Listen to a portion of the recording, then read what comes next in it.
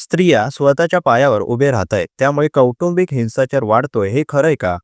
खूप वेळा समाजात असा दावा केला जातो की आज स्त्रिया स्वतःच्या पायावर उभे राहत आहेत, शिक्षण घेत आहेत, आर्थिकदृष्ट्या स्वतंत्र होत आहेत आणि त्यामुळेच कौटुंबिक हिंसाचार वाढतोय. पण हा दावा मानसशास्त्रीय संशोधनाच्या कसोटीवर तपासला तर चित्र वेगळं दिसतं. सर्वप्रथम एक गोष्ट स्पष्ट समजून घेणं महत्त्वाचं आहे. कौटुंबिक हिंसाचार म्हणजे स्त्रीने काही चूक केली म्हणून होणारी प्रतिक्रिया नाही, तो एक नियंत्रणाचा प्रकार आहे. मानसशास्त्र सांगतं की हिंसा ही सत्तेच्या असमतोलातून जन्माला येते. जेव्हा एखाद्या व्यक्तीला आपली सत्ता, आपलं वर्चस्व किंवा आपली ओळख धोक्यात वाटते, तेव्हा तो व्यक्ती हिंसक वागणूक दाखवण्याची शक्यता वाढते. पूर्वीच्या काळात अनेक स्त्रिया आर्थिकदृष्ट्या परावलंबी होत्या. त्या परिस्थितीत हिंसा होतीच, पण ती उघडपणे समोर येत नव्हती. कारण स्त्रियांकडे पर्याय नव्हते. सहन करण्याशिवाय दुसरा मार्ग दिसत नव्हता. त्यामुळे आकडेवारी कमी दिसायची, पण वास्तवात हिंसा कमी नव्हती. आज स्त्रिया स्वतःच्या पायावर उभ्या राहत आहेत. त्यांना माहिती आहे की हिंसा म्हणजे चूक आहे आणि ते तक्रार करायला धजावत आहेत. त्यामुळे हिंसा वाढली असं वाटतं, पण अनेक संशोधन सांगतात की प्रत्यक्षात तक्रारी वाढल्या आहेत. मानसशास्त्रीय अभ्यासानुसार जेव्हा पारंपरिक लिंग भूमिका बदलतात, तेव्हा काही पुरुषांना असुरक्षितता जाणवते. मी घरचा कर्ता आहे, माझं म्हणणं अंतिम आहे, या ओळखीला धक्का बसतो. या ओळखीवरच ज्यांचं आत्ममूल्य अवलंबून असतं, ते लोक बदल स्वीकारण्यात अडखळतात. ही अडचण जर भावनिक परिपक्वतेअभावी हाताळली गेली तर राग, हेवा आणि नियंत्रणाची गरज हिंसेत रूपांतरित होऊ शकते. पण इथे दोष स्त्रीच्या स्वावलंबनाचा नसतो. दोष असतो बदल स्वीकारण्याच्या मानसिक तयारीचा. संशोधन स्पष्ट सांगतं की ज्या कुटुंबामध्ये संवाद, परस्पर आदर आणि भावनिक सुरक्षितता असते, तिथे स्त्री आर्थिकदृष्ट्या स्वतंत्र असली तरी हिंसा वाढत नाही.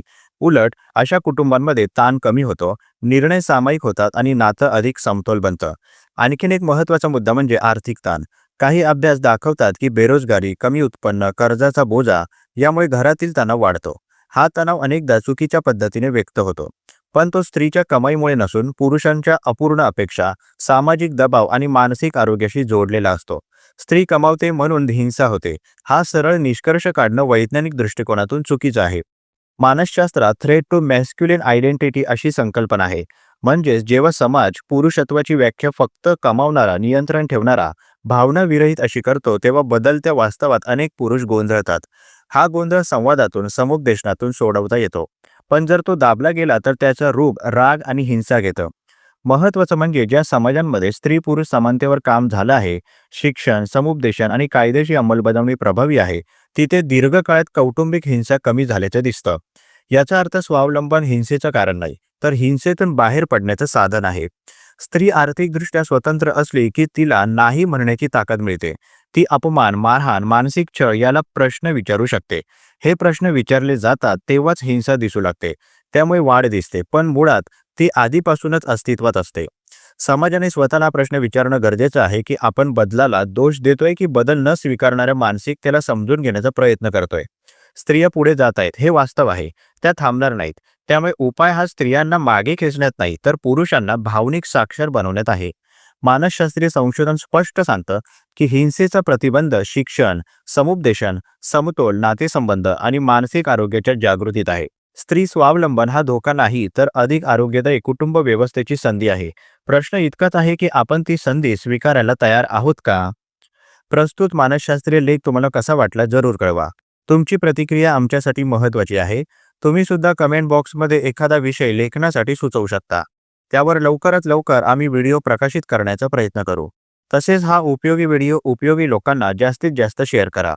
मानसशास्त्र संबंधित अशाच नवनवीन माहितीसाठी आम्हाला फॉलो करायला विसरू नका आणि आपल्या अधिकृत व्हॉट्सॲप चॅनलमध्ये सहभागी होण्यासाठी 9137300929 या क्रमांकावर व्हॉट्सॲप करा. तेथे लगेचच तुम्हाला व्हॉट्सॲप चॅनलची लिंक मिळेल. मानसिक समस्येवर गोळ्या घेण्यापेक्षा अधिकृत मदत घ्या. त्यासाठी वर दिलेल्या क्रमांकावर फोन किंवा व्हॉट्सॲप करू शकता. लवकरच एका नवीन विषयासोबत इथेच भेटूया. तूर्तास धन्यवाद.